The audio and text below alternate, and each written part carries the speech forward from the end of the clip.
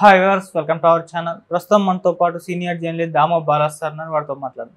నమస్కారం సార్. నమస్తే సార్, జగన్ గారి పైన రాయితో దాడి చేసిన వ్యక్తిని పట్టిస్తే 2 లక్షలు ఇస్తామని చెప్పేసి పోలీసులు అనౌన్స్ చేయడం జరిగింది సార్. అంటే ఇప్పటి వరకు కూడా ఎవరు దాడి చేశారో మరి దొరకలేదా? మార్నింగ్ న్యూస్ వచ్చింది పట్టుకున్నారు అని చెప్పేసి, మరి ఆ వార్తల్లో నిజం లేదా? అసలు పోలీసుల స్ట్రాటజీ ఏంటి సార్?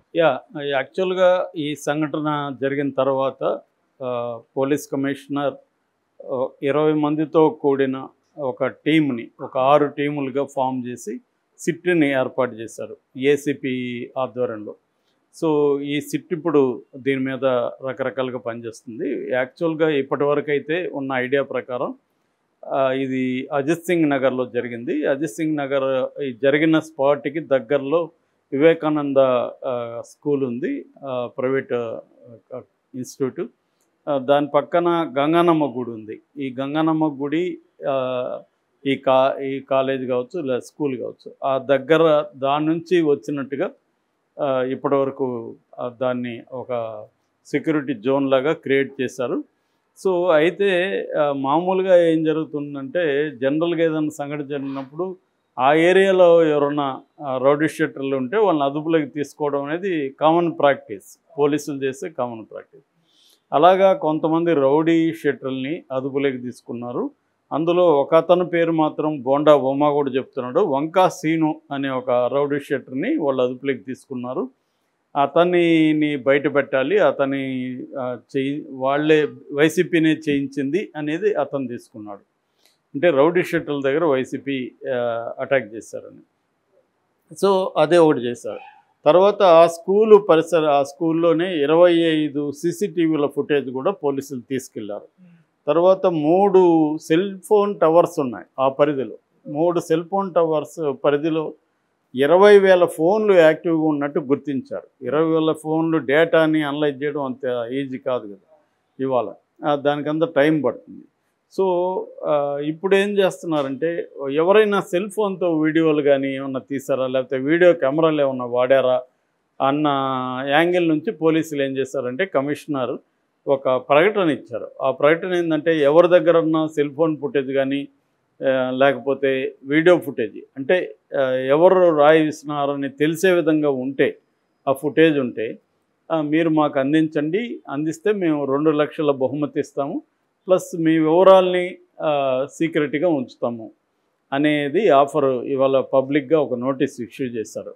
అంటే వీళ్ళకి ఏంటంటే, ఇప్పటికి కూడా కన్క్లూజివ్ ఎవిడెన్స్ అని ఏమి ఇంకా దొరికినట్టు లేదు.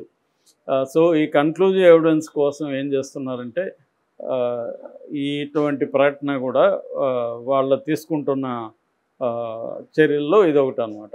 అంటే ఎక్కడైనా, ఎందుకంటే ఇప్పుడు జగన్ వెళ్ళినప్పుడు కానీ ఎనీ లీడర్ వెళ్ళినప్పుడు అనేక మంది సెల్ ఫోన్తో వీడియోలు తీస్తుంటారు.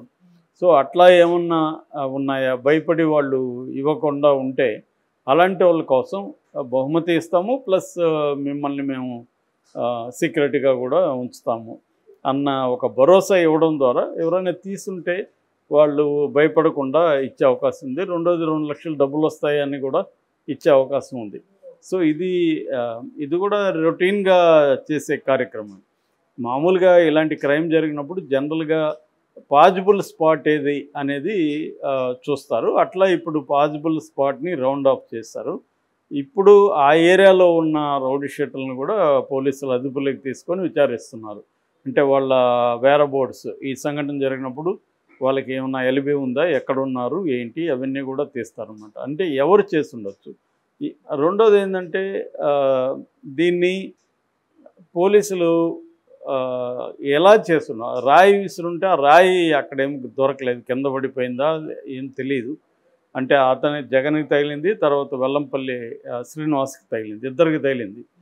సో ఇద్దరికి ఒకే రాయి తగిలిందా, ఇద్దరికి 2 రాళ్ళు తగిలాయా, అంటే రాయి విసిరారా రాళ్ళు విసిరారా, మిగతా వాళ్ళకైతే తగలలేదు. సో ఆ రాళ్ళు ఏమో పైన బస్సు పైన లేవు, కింద పడిపోయే అవకాశం కూడా ఉంది. అట్లా కాకుండా ఏమన్నా పెల్లెట్ గాయమా అనేది కూడా తెలీదు. పెల్లెట్ గాయమని ఇప్పుడు తెలుగుదేశం మీడియా కానీ, తెలుగుదేశంలో కొంతమంది వీళ్ళే జయించారని చెప్పడంలో కూడా వాళ్ళు కూడా ఒక క్లారిటీతో మాట్లాడలే. కొంతమంది ఏమో ఇప్పుడు ఈయనేమో బోండా ఉమా మహేశ్వరరావు ఏమో రాళ్ళు వేయించారు, రౌడీ షీటర్ల ద్వారా అని చెప్తున్నారు. ఇంకొంతమంది ఏమో ఫర్ ఎగ్జాంపుల్ ఇందాక నేను ఆంధ్రజ్యోతి ఆర్టికల్ చూసా, వాళ్ళేమో ఇది ప్లాన్డ్గా అక్కడే తగిలేట్టుగా చేశారని చెప్తున్నారు. అక్కడే తగిలేట్టుగా అంత అక్యురసీతో, పవర్ లేదు, అంత అక్యురసీతో ఎలా చేస్తారనేది ఒక సమస్య. దీనికోసం ఇంకొకటి తీసుకొచ్చారు, అదేంటంటే పెల్లెట్ అంటే ఎయిర్ గన్తో చేశారు అన్నారు. ఎయిర్ గన్ను ఎక్కడి నుంచో కొడితే అంత అక్యురసీతో తగులుతుందా అనేది కూడా డౌటే. మామూలుగా అక్యురసీ కావాలన్నప్పుడు టెలిస్కోపిక్ రైఫిల్స్ వాడుతుంటారు, స్నైపర్స్ అంటారు వాళ్ళని. స్నైపర్సు లాంగ్ డిస్టెన్స్ ఫైరింగ్ చేసేటప్పుడు టెలిస్కోపిక్ రైఫిల్ ఉంటుంది. ఆ రైఫిల్లో టెలిస్కోప్ ఉండడం వల్ల అది కనిపిస్తుంది అనమాట. అది కూడా అంత ఈజీ కాదు. అంటే చంపడం, గన్నుతో చంపడం కొంతవరకు ఈజీ, కానీ గన్ చంపకుండా కరెక్ట్గా తగలడం అనేది అంత ఈజీ కాదు. సో ఇది మనకి ఈ మధ్య అతడు సినిమా చూసి అందరికీ అలాంటి ఐడియాలు వస్తున్నాయి. బట్ రియల్ లైఫ్లో ఇట్స్ నాట్ దట్ ఈజీ. నాకు తెలిసి ఇండియాలో ఈ మధ్యకాలంలో ఎప్పుడు కూడా మనం స్నైపర్ అటాక్స్ చూడలేదు. హాలీవుడ్ సినిమాల్లో అక్కడెక్కడ చూస్తుంటాం. రియల్గా అది కూడా ఏంటంటే ఆ విండ్, టెంపరేచరు ఇవన్నీ మీద ఆధారపడి ఉంటుంది. ఆ గాలి ఎట్లా వీస్తూ ఉంది, ఇవన్నిటి మీద, బుల్లెట్ వేగం, ఇవన్నీ క్యాలిక్యులేట్ చేసుకునే ఒక ఎక్స్పీరియన్స్ ఉండాలి వాళ్ళకి. రెండోది ఇక్కడ పవర్ లేదు. పవర్ లేకుండా టార్గెట్ మీద కరెక్ట్గా ఎలా కొట్టారనేది సమస్య. లేదా వీళ్ళు 10 రాళ్ళు ఇసిరితేనా ఒకటి తగిలిందా, అలా పాసిబిలిటీ కూడా ఉండొచ్చు. ఒక 3 కలిసి 4 కలిసి అందరూ రాళ్ళు ఇసిరేస్తే ఒక 2 తగిలాయి అనుకోండి, ఇద్దరికి ఒక 5 రాళ్ళు 6 రాళ్ళు వేస్తే అట్లా కూడా పాసిబిలిటీ ఉంది. అంటే మనం ఏంటంటే ఒకడే వేసాడని, అక్యురేట్గా వేసాడని ఇవన్నీ మనం ఊహించుకుంటున్నాం. అనేక ఇట్లాంటి జరిగినప్పుడు ఏంటంటే పాసిబిలిటీస్, ప్రాబబిలిటీస్ని అన్నిటినీ పరిగణలోకి తీసుకోవాలి. ఒకదానికి ఫిక్స్ అయిపోవడు. ఒకదానికి ఫిక్స్ అయిపోతే మనకి దాంట్లోనే కొట్టుమిట్టాడుతూ ఉంటాం అనమాట. మామూలుగా పోలీసు ఇన్వెస్టిగేషన్లో పాసిబిలిటీస్, ప్రాబబిలిటీస్, వైల్డ్ గెస్సెస్ కూడా చేస్తుంటారు వాళ్ళ అనుభవం నుంచే కాకుండా. సో అలాంటిది మామూలుగా వాళ్ళు ఏం చేస్తారు, చాలా పోలీస్ ఎంక్వైరీల్లో లేటరల్ థింకింగ్ మెథడ్ని అప్లై చేస్తారు. లేటరల్ థింకింగ్ అంటే మామూలు కన్వెన్షనల్ థింకింగ్లో గుడ్ బ్యాడ్ అనే క్రైటీరియాతో మనం చేస్తాం. ఇది మంచిదా కాదా అనేది ఆలోచిస్తాం. అట్లాగే బాగుందా బాలేదా అనేది కూడా ఆలోచిస్తాం. ఈ 2 ద్వారా మనం ఏదన్నా ఒకటి చేయాలనుకున్నప్పుడు ఇది బాగుందా లేదా, లేకపోతే ఇది మంచిదా కాదా అనేది ఆలోచిస్తాం. కానీ లేటరల్ థింకింగ్లో మంచిది చెడ్డది, బాగుంది బాలేదనేది వాళ్ళు ఆలోచించరు. ఎన్ని రకాలుగా జరగచ్చు, how many possibilities or probabilities are there అనేది ఆలోచిస్తారు. గుడ్ బ్యాడ్ కానీ బాగుంది బాలేదు అనేది అక్కడ ఉండదన్నమాట ఈ లేటరల్ థింకింగ్లో. దీన్ని డిబోనో అనే ఒక ఆయన ఈ లేటరల్ థింకింగ్ డెవలప్ చేశాడు అనమాట. సో అలాగా ఇన్వెస్టిగేటివ్ మెథడ్స్లో కూడా లేటరల్ థింకింగ్ని అప్లై చేస్తూ ఉంటారు పోలీసులు. అంటే ఎన్ని రకాలుగా పాసిబిలిటీ ఉంది, ఈ ముందు అసలు రాయి విసిరాడా లేదా, పెల్లెట్ తగిలిందా లేదా, ఎరగన్నా, ఇవన్నీ ఒకటి. తర్వాత ఫస్ట్ ఏమో క్యాట్ బాల్తో రాయిని, అంటే పెద్ద లాంగ్గా ఉండే గులక రాయిని క్యాట్ బాల్తో కూడా, అది హైలీ ఎక్స్పీరియన్స్ ఉంటే కానీ చేయదు. మేమంతా కూడా చిన్నప్పుడు చేసేవాళ్ళం. సో అది అంత వెరీ డిఫికల్ట్ అది. సో అందులో చెగట్ ఉంది. సో దానికి ఇది ఉండాలి. సో కానీ ఇవన్నీ వాళ్ళు పాసిబిలిటీస్ని ఒక్కొక్క పాసిబిలిటీని డిస్కస్ చేస్తూ వెళ్తున్నారన్నమాట.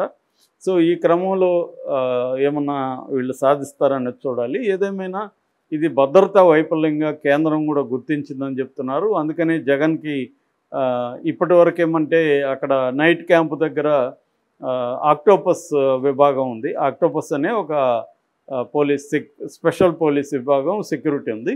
ఇప్పుడు సిఐఎస్ఎఫ్ అంటే సెంట్రల్ ఇండస్ట్రియల్ సెక్యూరిటీ ఫోర్స్ అంటారు. ఈ సిఐఎస్ఎఫ్ని అక్కడ వినియోగిస్తున్నారు అన్నమాట. సో ఈ రోజు నుంచి సిఐఎస్ఎఫ్ రంగంలో ఉంటుంది జగన్కి. అట్లాగే పోలీసులు కూడా కొన్ని రకాల జాగ్రత్తలకి కల్పించడానికి కొన్ని సజెషన్స్ ఇచ్చారనమాట. అందులో ఒకటి ఏంటంటే పూలమాలలు కానీ క్రేన్స్ కానీ యూజ్ చేయొద్దండి. తర్వాత సెక్యూరిటీ కార్డన్ లేకుండా ప్రజల్ని కలవకండి అనేది కూడా వాళ్ళు చెప్పారు. సో ఈ జాగ్రత్తలు తీసుకోవాలని అంటున్నారు అన్నమాట. Okay sir. Thank you so much.